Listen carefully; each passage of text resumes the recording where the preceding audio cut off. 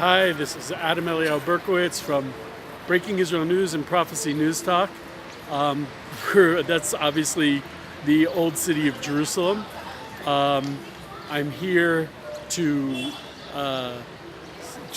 see the reenactment of the Passover offering, an actual full-on, full-dress reenactment with real priests and everything. I'm feeling like, the last time I came to Jerusalem, it was raining also when I went up to the Temple Mount. We've really been blessed this year with a lot of rain.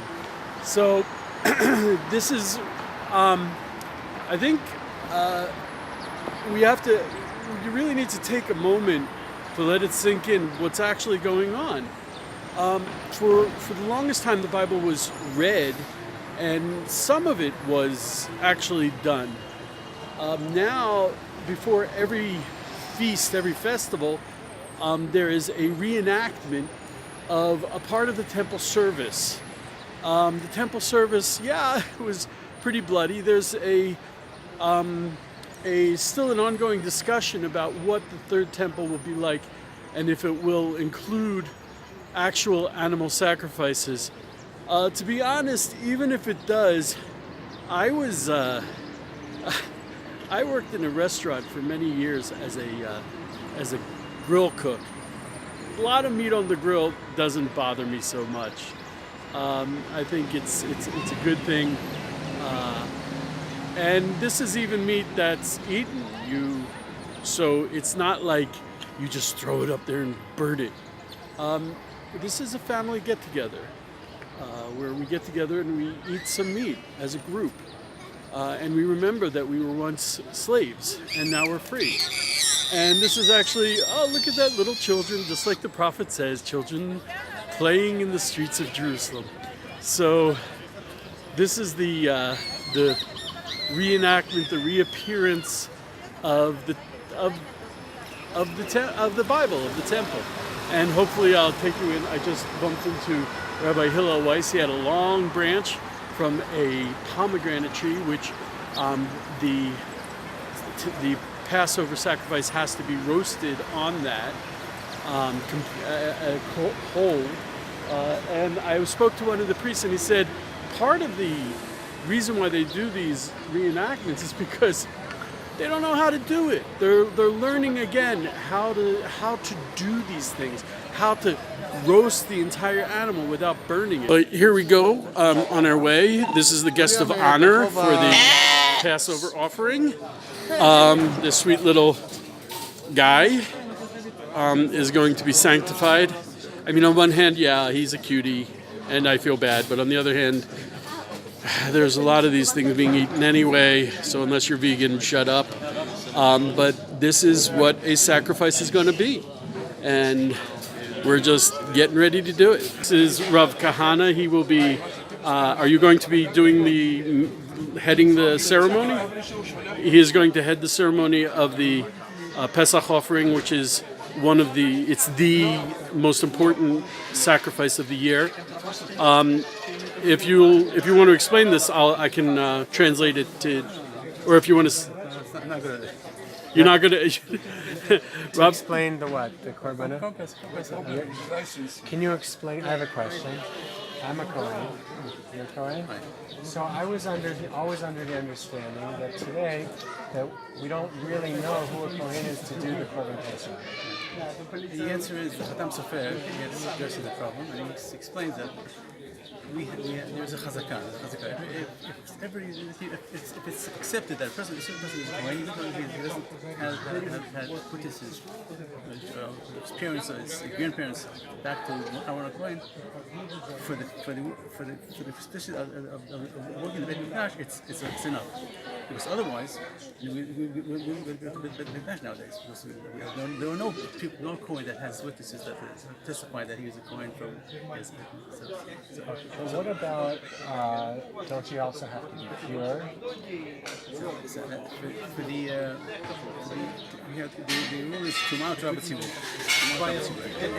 Any Korban Tzibur, the public offering, like Korban Pesach is considered a public offering, because all Am Yisrael makes it together.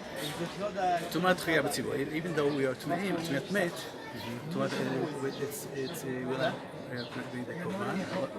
The other Tumot, like For Paraduma, you also. if we ever were to get the Paraduma, then we'll be totally pure. No, but to sacrifice To the make Paraduma. the Paraduma, you have to be absolutely pure. That's why they have to. But the children that are born, not in the hospital, raised their whole life without touching. Are there such children? They're looking. It has to be done. Are we doing it? There are beginnings of the search for Tony. So we have Paraduma, we have the red heifer. Let's say there are a lot of problems before we can actually burn the Paraduma. What are the issues holding us back? It's very detailed. I explain it. That's the way. You have a mic right there. You have to mic right there. The halakha is that anybody who works in the Paraduma, he comes to my automatically, right? So he has to be, if he wants to continue, he has to be Dobrel. That's one of the problems. And the other problems of the wood, especially the wood, we want to burn as much ash as possible.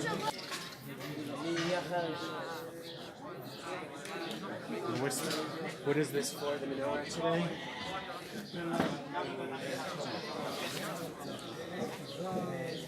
We want to show that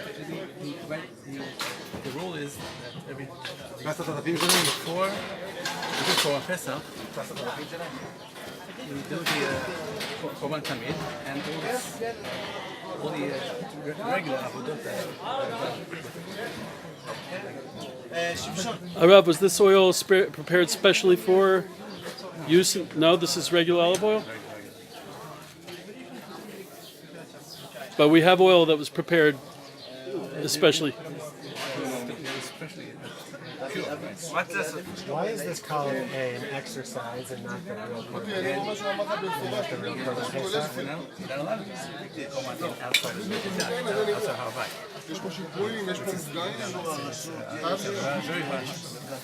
sphere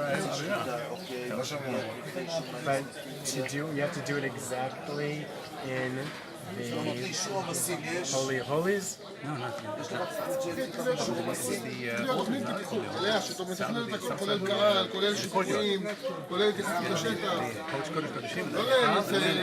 And where today is that courtyard?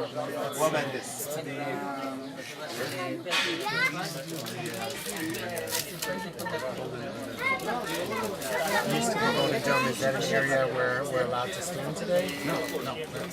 We need the red heifer. If we have for the purpose of going Pesach, then it's for the mikvah, and then we can the kohanim. Also, it's But can you go to that location? yes. Even For the purpose of the otherwise he's not allowed. only for the purpose. We're up what's called the Gagot Galicia, the Galicia rooftop. We can just about see, we're in the old city, but we're actually not even near the Temple Mount. The reason is when Jews practice Judaism, it makes Muslims angry, and for that reason we're not allowed to practice our religion in the proper way. As you can see, there's a lot of security up here. It's just part of it. And for people who say, oh, it's incitement, I just want to point out that when it comes to issues of civil rights and equality, normally you say, no, we have to fight for equality, we have to fight for the concept of religious equality and racial equality. But here we're saying no equality because it makes people angry. And I'm kind of disappointed in that. I want to point out that Jews are not even allowed to use the water fountain on the Temple Mount. We're worse off than the blacks in the South in the 60s and the 50s. And hopefully that will change. I mean, wouldn't it be nice if Jews were allowed to pray where they wanted and live where they wanted in Israel. So people who claim it's apartheid in the other direction. We're religiously oppressed here. And here, the only reason why we're not actually doing the real sacrifice on Passover is because the government won't let us, because violence, anger, and inequality is running the agenda. So now they just brought the goat, the sheep, the little sheepy, and there's now a dispute between the organizers and the police over the permits to actually have the sacrifice here.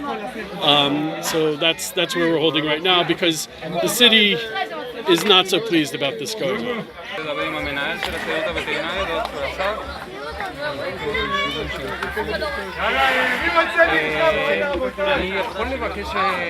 This is where they're going to be roasting the little lammy. He's in the tent. I don't want to sound callous or anything, but basically what we are talking about is cooking a meal. And this is where we're going to cook it. This is my brand new friend James. Where are you from? I'm from San Diego, California. He's from San Diego? What? You just said. You're not Jewish? In spirit, in Ruach. Whoa. He's got it. Hallelujah. And he comes every year, 3 years, for three times a year for the feasts. Amen. Because the Spirit told him. God told him. Yod He Vav He. Hallelujah. And I'm all for this. Thank God. Genuine. That's even better. It's what she says. Genuine. I'm not politically correct. Okay, this is Shmuel Cohen. He is one of the priests that's going to be helping all Israel merit coming closer to the actual temple sacrifice. God willing. Okay, so the reason that we just went through two portions of the week in the Torah about dealing with different kinds of leprosy. Why do we not go to a judge or to a great rabbi or to someone else to find out if you're a leper? Or a doctor. Why do we go? Exactly, that's what I was looking for. Why do we not go to a doctor? In fact, King Asa was rebuked for going to a doctor instead of going to God. The reason we go to the Kohanim and not to a doctor is because we do not go strictly according to black and white. The Kohen goes according to how he blesses. And he blesses according to what? According to love and peace. And if he cannot love his Jewish neighbor and brother and sister and humanity, then he is not fit to judge or to see if somebody is a leper. He has to be able, if I have a problem, it says that when two men jumped down a chimney, one was inside the other and he came out clean. His friend came out dirty. So his friend looked at the clean one and took a shower. The clean one looked at the dirty one and took a shower. Me as a Kohen, I have to always remember when I look at my friend and he's clean, I got to take a shower, right? I'm not clean. I know that for me to check somebody else out, I have to see how much I really love him. If I do not love him, I cannot judge him. And the more that I love him, the more I am fit to judge. So here we have the silver trumpets, and we also have these are the kelim for catching the blood and to take it from where the lamb is slaughtered to the altar. And if you notice, they have nails in the bottom and they have a slanted bottom, because the Kohanim are not permitted to rest it on the ground, because then the blood will coagulate and it's not good. So they have to constantly stir it around. And for that reason, the bottoms of the vessels are curved, so they can't be rested. So this is the stage where they're going to do at least part of the ceremony. And if you can see way in the distance, the Golden Dome, the Dome of the Rock, the Temple Mount. That's as close as they're letting us get this year. And it's kind of upsetting if you think about it. And if you think about it even more, it gets even more upsetting. So we're just going to be thankful that we're coming closer every year to Geulah and to Beit HaMikdash. This is the Kohanim getting their last-minute instructions for how to do this. It's not so simple. It's a very complicated process, and we're still relearning it. So that's one of the purposes for this gathering. In the days of the temple, there was so much work. There were so many lambs that needed to be sacrificed for all of Israel that they would catch the blood in the container and make a line of Kohanim and pass it hand over hand to the altar, throw it on the altar, and then another line of Kohanim would pass the container back. And this is what they're practicing right now.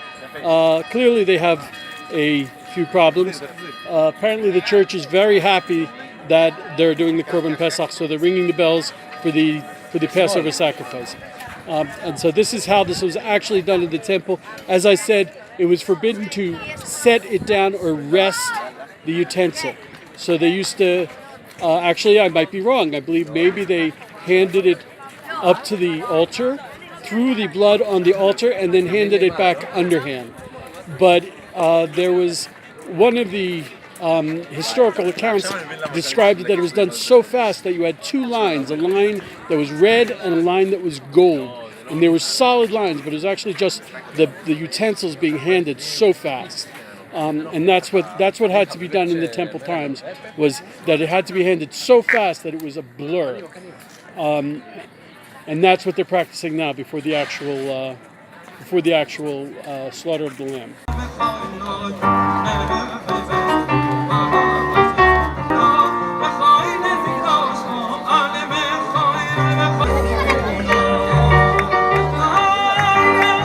So this is the beginning of the ceremony. I'd like to say that at the time of the temple, this was done with singing, and it was a joyous occasion.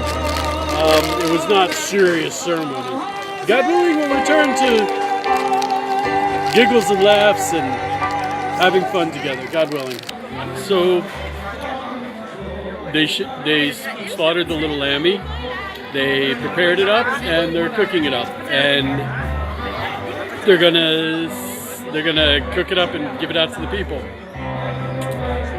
This is one step closer to the temple, God willing, and it's a good thing. It's a good thing.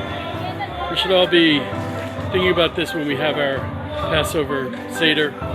We should all be blessed to go out of Egypt and have a wonderful, blessed year of being free to serve God.